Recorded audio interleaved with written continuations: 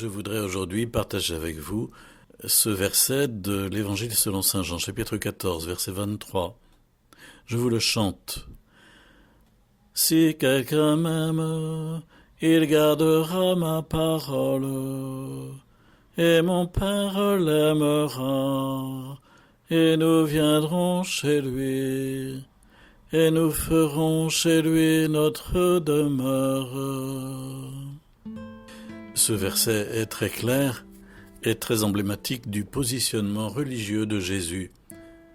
Jésus vient nous attirer à lui pour nous diviniser à travers cette relation. Si quelqu'un m'aime, d'emblée, Jésus nous demande de l'aimer. Il réclame l'amour de notre part dans une relation libre. Le conditionnel, si, le manifeste.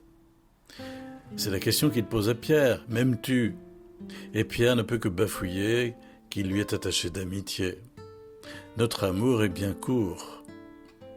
Et nous avons besoin que Dieu lui-même nous donne l'amour dont nous devons l'aimer.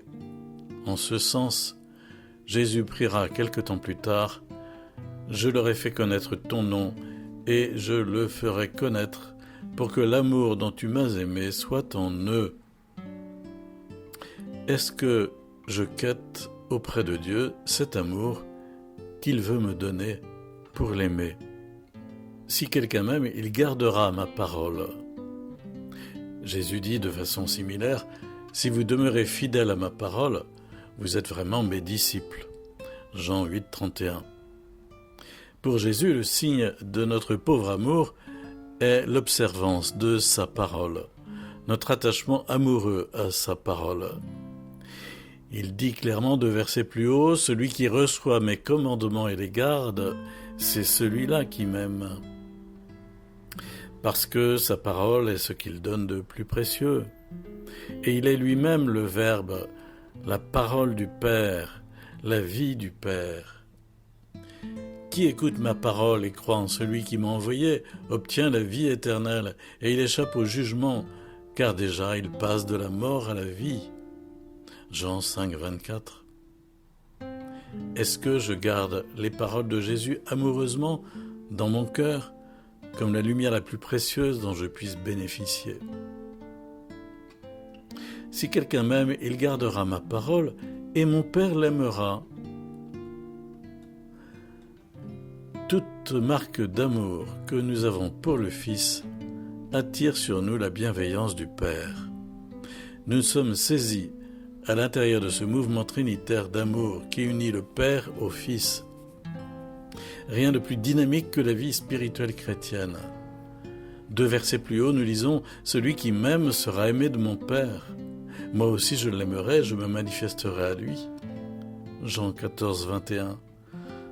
Jésus nous dit ainsi que le Père et le Fils se manifestent à nous par le troisième, l'Esprit Saint. Nous sommes aspirés dans ce mouvement circulaire de l'amour. Est-ce que nous y consentons vraiment et avec joie?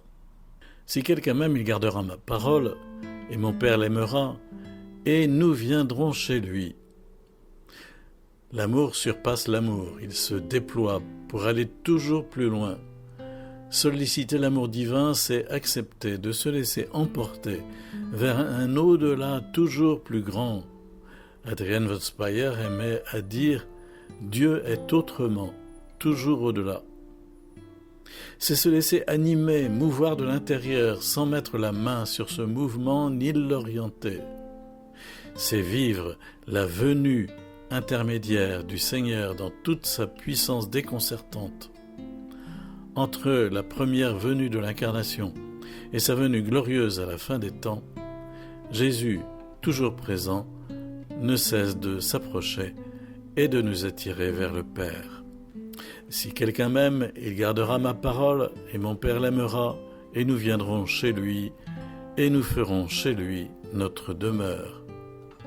Cette demeure n'est pas la Jérusalem céleste qui descend du ciel, Apocalypse 21, 10, mais elle en est l'annonce déjà présente. Elle prend consistance à travers l'union eucharistique. Celui qui mange ma chair et boit mon sang demeure en moi, et moi je demeure en lui. Jean 6, 56. nous devenons demeure de la Trinité, demeure du Père par le Fils dans l'Esprit, et nous demeurons en eux. Si vous gardez mes commandements, dit Jésus, vous demeurerez dans mon amour. Jean 15, 10.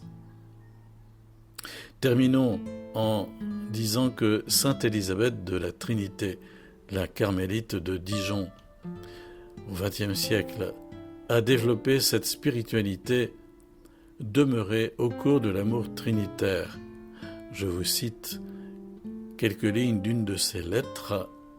« Que le Père vous couvre de son ombre, que cette ombre soit comme une nuée qui vous enveloppe et vous sépare.